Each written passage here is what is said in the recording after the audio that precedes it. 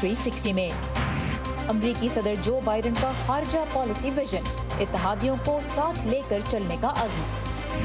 World gaming industry का total जो global revenue है that is more than $150 billion. Pakistan में गेम और ऐप डेवलपमेंट इंडस्ट्री की तरक्की के लिए किन तब्दीलियों की ज़रूरत है, और सेहतमंद तर्ज ज़िंदगी पर हमारा मुस्तकिल सिलसिला लाइफ 360। वॉइस ऑफ अमेरिका के वाशिंगटन स्टूडियो में आप सबको खुशामदीद। व्यू 360 के साथ मैं हूँ सारा जमान। ओहदा संभालने के बाद अपने पहले खारजा पॉलिसी बयान में अमरीकी सदर जो बाइडन ने इत्तेहादियों के साथ मिलकर काम करने के अज़्म का इजहार किया है, जबकि यमन की जंग से मुतल्लिक अमरीकी पॉलिसी में तब्दीली का हुक्म दिया है, जिसके तहत अमरीका इस तनाज़े में सऊदी इत्तेहाद की हिमायत तर्क कर रहा है। खिताब में सदर बाइडन ने ऐलान किया कि वो एक हुक्मनामे के जरिए मजीद पनाह गज़ीनों को अमरीका आने की इजाज़त देंगे, और इसके बाद जो हुक्मनामा सामने आया उसके तहत अमरीका अगले साल 1.25 लाख तक पनाह गज़ीनों को कबूल करेगा। तो सदर बाइडन के पॉलिसी बयान की तफसीलात के लिए हम चलेंगे नीलोफर मुगल की जानिब।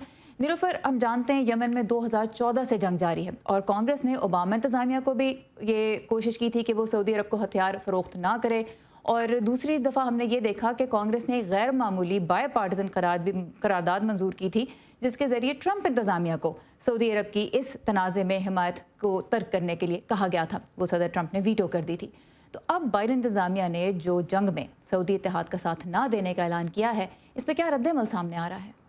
जी सारा, बिल्कुल यमन की जंग से मुतालिक कल जो सदर बाइडन का खिताब था वो अमेरिका की खारजा पॉलिसी में कई सालों के बाद एक बहुत बड़ी तब्दीली है।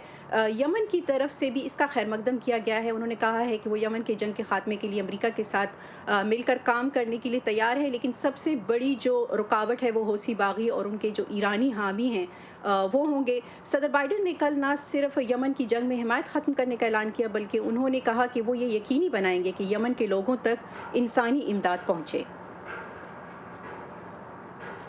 We're also stepping up our diplomacy to end the war in Yemen, a war which has created a humanitarian and strategic catastrophe. Yemen में जंग के खात्मे के लिए अपनी सिफारतकारी को भी तेज़ कर रहे हैं। ये जंग जो इंसानियत की तबाही का बाइस बनी है। मैंने अपनी मशरक़ वस्ता की टीम से कहा है कि वो अक़वाम मुत्तहिदा की क़यादत में जंग बंदी करवाने के लिए हमारी हिमायत को यकीनी बनाए, देरपा अमन मुज़ाकरात को बहाल किया जाए। ये यकीनी बनाया जाएगा कि इंसानी हमदर्दी की बुनियाद पर दी जाने वाली इमदाद यमनी अवाम तक पहुँचे जो तकलीफ़ और नाकाबिले बर्दाश्त तबाही से गुजर रहे हैं। इस जंग को ख़त्म होना है। इस जंग के हवाले से अपने अज़ाइम वाज़े करने के लिए हम जारहाना कार्रवाइयों के लिए तमाम अमरीकी ताउन को ख़त्म कर रहे हैं, जिनमें असलहे की फ़रोख्त भी शामिल है। जो मखसूस इक़दामात हैं खारिजा पॉलिसी के हवाले से वो तो अब आने वाले दिनों में सामने आएंगे, लेकिन एक अगर हम कहें कि ओवर आर्चिंग थीम यानी मजमूई तौर पे जो नुक्ता नज़र सामने आया वो ये था कि इत्तेहादियों के साथ अमेरिका मिल के काम करेगा और हरीफों से मुकाबला करने की, सख्त मुकाबला करने की इनफैक्ट जो सोच है वो बहुत उभर के सामने आई।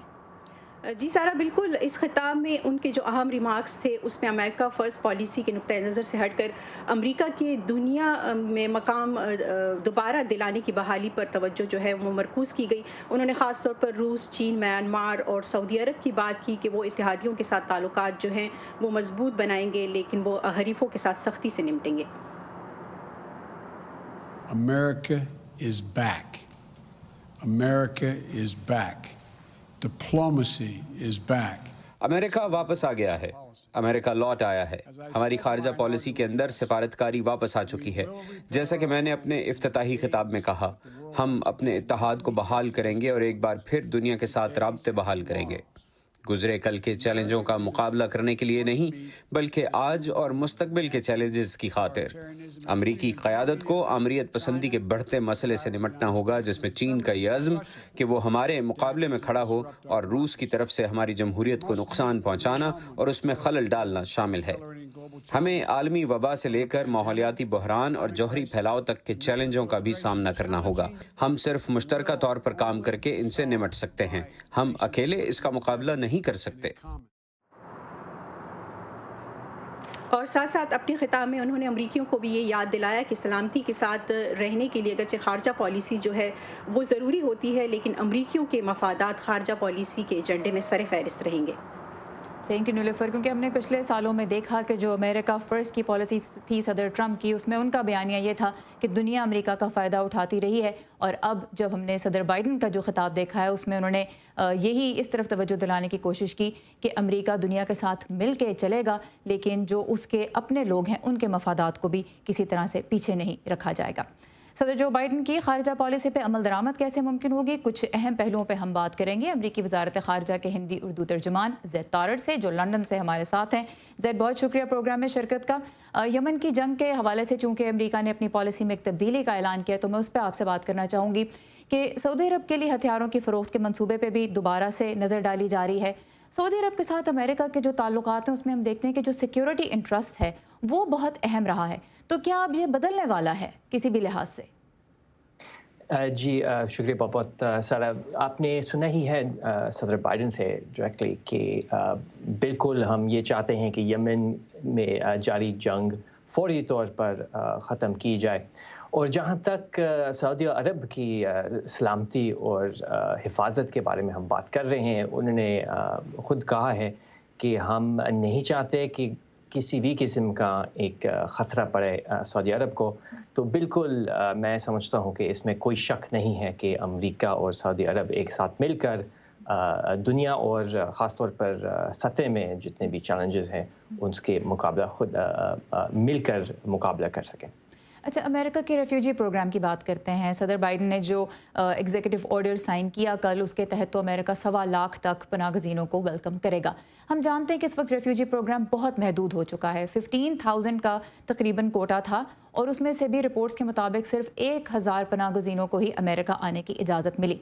तो जब एक तरफ पेंडेमिक चल रही है और रेफ्यूजी प्रोग्राम इतना महदूद हो चुका है, तो 1.25 लाख तक का जो कोटा रखा जा रहा है, ये प्रैक्टिकली कैसे पूरा होगा? जी, आपने सही कहा कि प्रैक्टिकली जब आप यकीनी बनाने की कोशिश में हैं, तो इसमें कोई शक नहीं है कि एक बहुत बड़ा मुकाबला का सामना करना है हमने इस रेफ्यूजी प्रोग्राम को यकीनी बनाने में।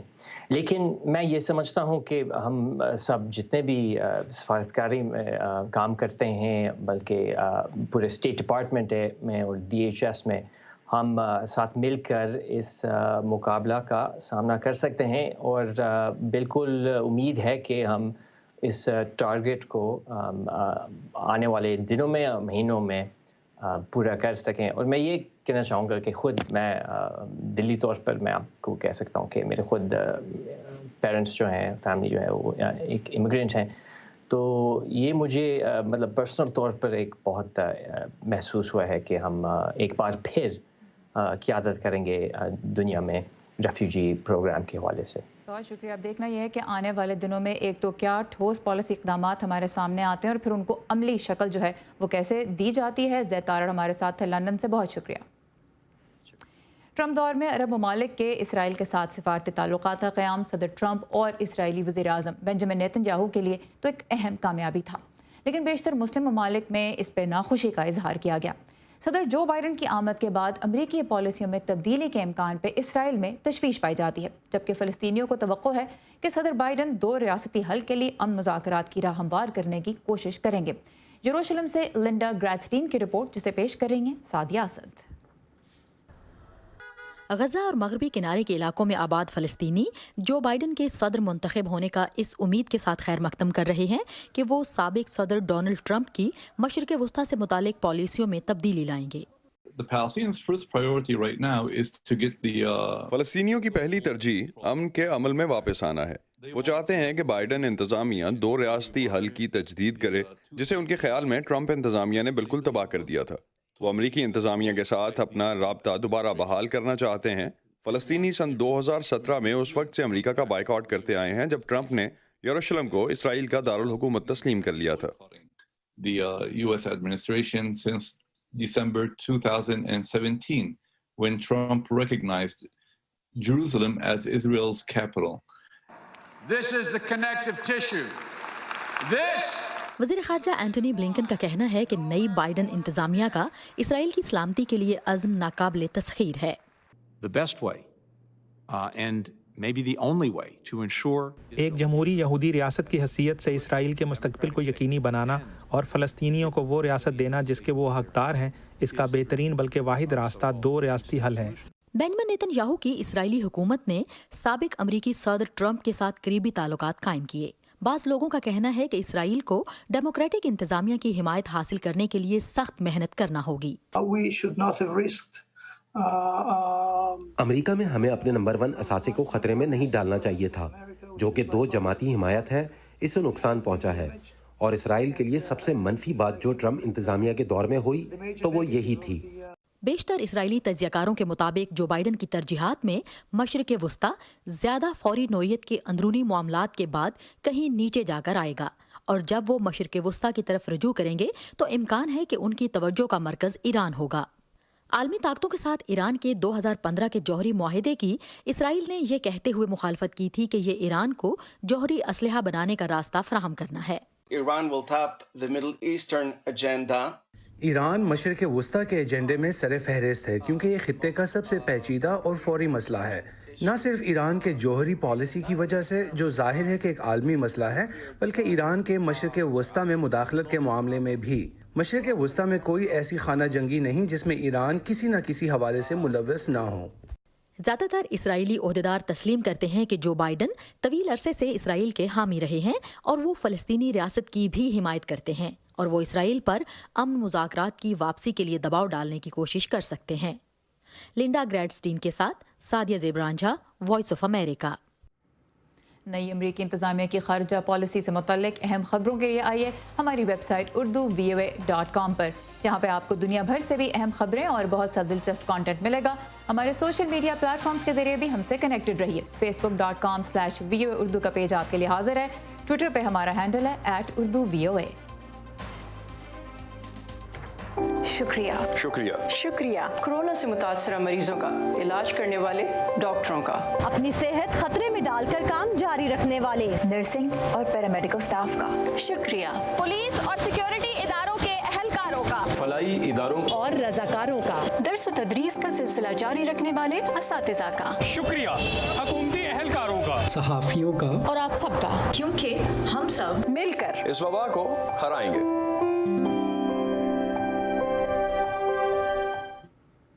دنیا بھر میں گیم اور ایپ ڈیولپمنٹ اربوں ڈالر کی صنعت ہے۔ پاکستان کے وفاقی وزیر برائے science and technology Fawad Chaudhry نے وائس آف امریکہ سے بات کرتے ہوئے کہا کہ پاکستان عالمی سطح پر اس شعبے میں مقابلہ کر سکے، اس کے لیے حکومت تربیتی پروگرامز پہ توجہ دے رہی ہے۔ ان کی یہ گفتگو آپ نے کل شام ویو 360 میں دیکھی۔ آج ہم نے گیمز اور ایپ ڈیولپمنٹ سے تعلق رکھنے والے کچھ انٹرپرینور سے یہ جاننے کی کوشش کی ہے کہ پاکستان میں انڈسٹری کہاں کھڑی ہے اور ترقی کے لیے کن پہلوؤں پہ توجہ دینا ضروری ہے۔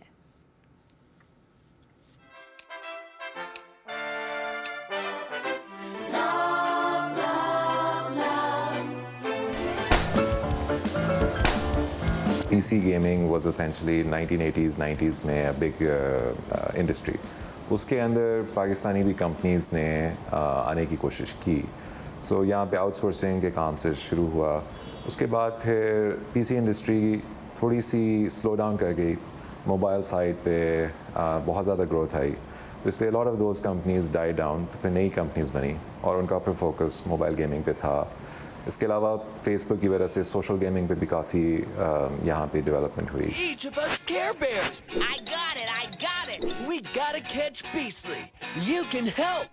Around the world, gaming industry کا ٹوٹل جو گلوبل ریونیو ہے that is more than $150 billion، ٹھیک ہے، and it's expected to cross $195 billion by 2023. Now when we look at Pakistan, تقریباً 2 سال پہلے we were banking around $25 million.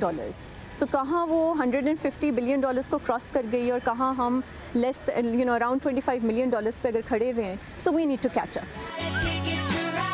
2 markets ہیں، United States and the UK۔ ادھر English speaking لوگوں کے لیے گیمز پر کام کرتے ہیں، اور جو بڑی مارکیٹس ہیں گیمز کی وہ چائنا ہے، جاپان ہے، لیکن وہ اینڈ کوریا ہے، لیکن وہاں پہ لینگویج کی وجہ سے اینڈ کلچرل ایلیمنٹس جو ہیں ان کی وجہ سے ہمیں اتنا مشکل ہوتا ہے ہمارے لیے اس پہ کام کرنا۔ سو ریسنٹ ٹائمز میں ہم نے دیکھا کہ PUBG بین ہو گیا، And then of course we saw कि TikTok भी ban हुआ. What sort of signal are you sending out to the rest of the world? ठीक है. So at the height of PUBG we were hosting a lot of different webinars जिसमें बहुत ज़्यादा international participation लेके आ रहे थे, international guest speakers etc. So we were, you know, on the verge of saying, okay, this is an industry, you have to look at Pakistan. They're willing to give contracts out to Pakistani developers and designers and so on. And suddenly something major happens कि PUBG gets banned. हम ये तो कहते हैं कि सरकार ने ये कर दिया नीजक. सवाल ये भी बनता है कि जो ऐप डेवलपर्स हैं वो भी किसी एक सिस्टम में या किसी एक यूनिवर्स के अंदर आना भी चाहते हैं या नहीं आते. पाकिस्तानी गवर्नमेंट्स और हिस्टोरिकली ये वाली गवर्नमेंट इससे पिछली भी गवर्नमेंट्स ने इस इंडस्ट्री को काफ़ी सपोर्ट दी है. वो हमें टैक्स इंसेंटिव्स भी देते हैं, हमसे मिलते भी हैं. लेकिन आई थिंक कुछ अंडरस्टैंडिंग में कि स्ट्रेटिजिकली फ्यूचर के लिए इन्वेस्टमेंट्स किन एरियाज़ में करनी चाहिए, उसमें थोड़ी सी मेरा ख्याल है अभी वो लॉन्ग टर्म थिंकिंग नहीं है. आपको साथ ही साथ जो सरकार है, जो गवर्नमेंट है या जो भी रेगुलेटर्स हैं या परसीव्ड रेगुलेटर्स हैं, उनके साथ अपना डायलॉग ज़रूर इंगेज करना चाहिए, ओपन रखना चाहिए और उसको स्टार्ट रखना चाहिए. पाकिस्तान के जो एजुकेशनल इंस्टीट्यूशंस हैं उनसे मटेरियल काफ़ी अच्छी क्वालिटी का मिल रहा है, बट कुछ सेलेक्ट इंस्टीट्यूशंस से इंडस्ट्री के लिए जो प्रैक्टिकली लोगों को ट्रेन करना है उस पर ज़्यादा फोकस करने की ज़रूरत है, क्योंकि कैपिटल तो वो लाते हैं कंट्री के अंदर. रिपोर्ट आपने देखी. अब आपको बताते चलें कि अगले हफ्ते हम आपके लिए क्या लेके आ रहे हैं. अंदरून लाहौर का जो इलाका है वो अपने तारीखी विरसे के लिए जाना जाता है. वहाँ प्रॉपर्टी का कारोबार कैसे होता है और क्यों बहुत से लोग खस्ता हाल इमारतों में अब भी रह रहे हैं, इस बारे में हम रिपोर्ट्स आपके लिए लेके आएंगे. एक झलक देखते हैं इनकी. कई दफ़ा ऐसा होता है कि लोग ओल्ड स्ट्रक्चर के ऊपर एक न्यू कंस्ट्रक्शन कर लेते हैं. पुरानी 2 मंजिलें इमारत है, उसके ऊपर एक तीसरा फ्लोर बना लिया. अब भी कहते हैं कि तुसी मकान बेच दो, जिदों भी डिग सकता, बच्चे ढाडे छोटे छोटे, मगर हम नहीं ये कर सकते. हमारा इस मकान के सिवा कुछ और नहीं है.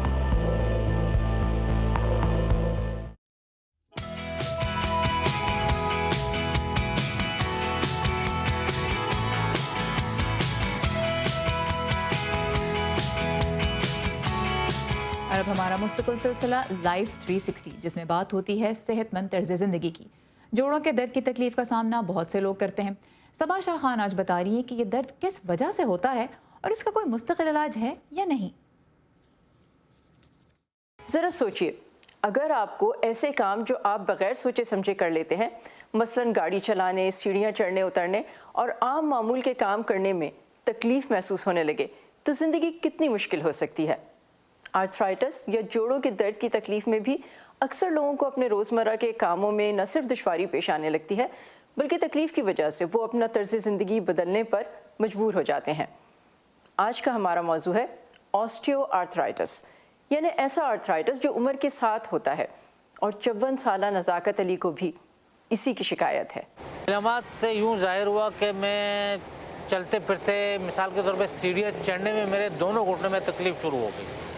वो मेरे लिए बहुत तकलीफ़ दे मरला था. फिर उसके बाद जब नमाज में पढ़ता था तो जैसे मैं अतयात में बैठता था तो बैठ तो मैं जाता था, लेकिन बैठने के दौरान तकलीफ़ भी शुरू होती, लेकिन उठ नहीं सकता था मैं. इससे मेरे मामलाती ज़िंदगी में फ़र्क ये आया कि ख़ास तौर पे जो नमाज है उसमें बहुत बड़ी रुकावट हो गई. हमारे जोड़ों में जो हड्डियाँ होती हैं उनके दरमियान में एक स्पेस होती है, और वेयर एंड टेयर से या हैवी वेट से जब आपका वज़न ज़्यादा होता है तो वो स्पेस हड्डियों के दरमियान ख़त्म हो जाती है, जिसकी वजह से हड्डियाँ आपस में घिसना शुरू हो जाती हैं, और जब वो घिसती हैं तो आपको दर्द होती है. 2020 में ब्रिटिश जर्नल ऑफ मेडिसिन में शाया होने वाली एक रिसर्च के मुताबिक दुनिया भर में ऑस्टियोआर्थराइटिस के मरीजों में औरतों की तादाद मर्दों से ज़्यादा है. आर्थराइटिस फाउंडेशन के मुताबिक आर्थराइटिस दुनिया भर में माजूरी की एक बड़ी वजह है. Journal of Pakistan medical association के मुताबिक पाकिस्तान में घुटने का ऑस्टियोआर्थराइटिस देही आबादी में 25% और शहरी आबादी में 28% अफराद को लाहक है. आप एक मील भी नहीं चल सकते तकलीफ़ के बग़ैर, या फिर आपके घुटनों में दर्द हो रही है रात को और आप नींद से जाग रहे हैं क्योंकि आपके घुटने में दर्द है, तो इट्स टाइम कि आप डॉक्टर के पास जाएं.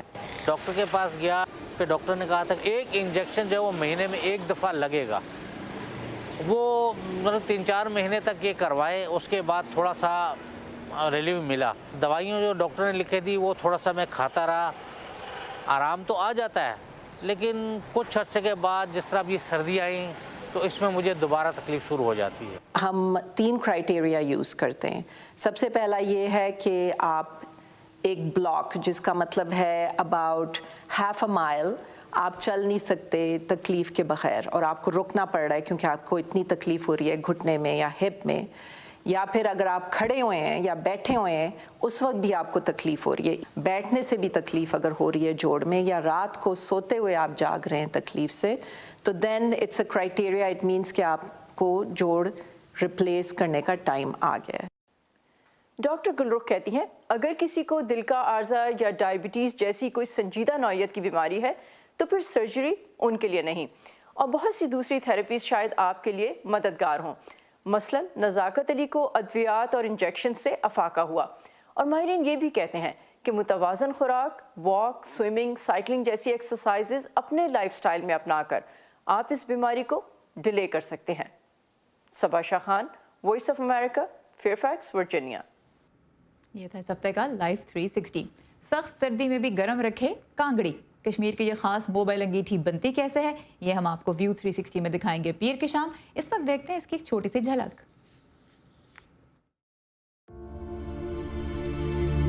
ट्रेडिशनली हमारा ये काम चलता है सदियों से कि इसके बगैर हम चले कलान में नहीं रह सकते।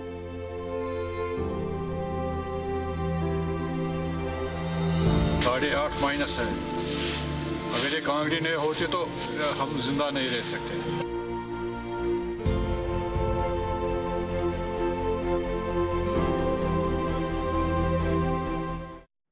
ये कांगड़ी हाथ से कितनी मेहनत से बनाई जा सकती है आप देख सकेंगे व्यू 360 में पीर की शाम। लाहौर चलते हैं अब, जहाँ के खाने दुनिया भर में मशहूर हैं मुझ जैसे लाहौरियों की वजह से। इस्लामाबाद वालों को भी अब असली लाहौरी नाश्ते का मज़ा मिले, इसके लिए एक रेस्टोरेंट हर हफ्ते लाहौर के मारूफ रेस्टोरेंट्स के मज़ेदार पकवान वहाँ से मंगवा कर दारुल हुकूमत में पेश कर रहा है।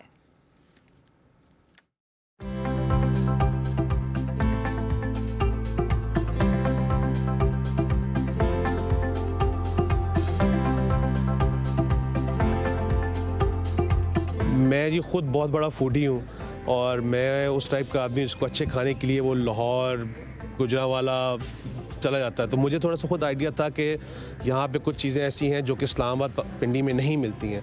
उन कुछ की तो ब्रांचेस हैं लेकिन वो टेस्ट अवेलेबल नहीं है।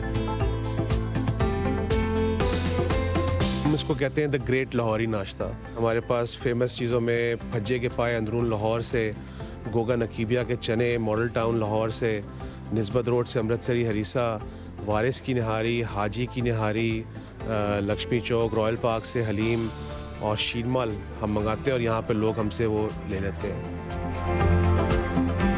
हम सोशल मीडिया के ऊपर मेनली फेसबुक पे एक इवेंट क्रिएट करते हैं और उस इवेंट पे हम लोगों से रिक्वेस्ट करते हैं कि आप हमें फ्राइडे 12 बजे तक ऑर्डर प्लेस कर दें। हमारा मेन्यू ऑनलाइन मौजूद होता है।